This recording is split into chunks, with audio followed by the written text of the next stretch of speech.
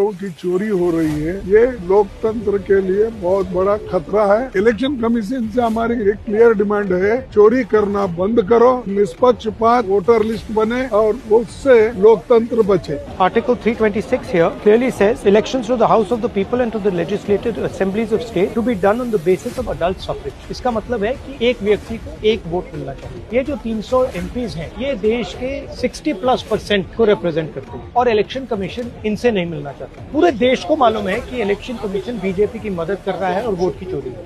दूध का दूध पानी का पानी देश के सामने आने की आवश्यकता है। जिन्होंने गलत काम किया है उनको एक्सपोज करने के लिए जो जो करना होगा वो करें। हक और इंसाफ की लड़ाई लगातार हम लोग लड़ते रहेंगे। कितनी भी बंदिश हो, कितनी भी पाबंदियां हो, लोकतांत्रिक अधिकारों के लिए हमेशा हम लोग लड़ेंगे।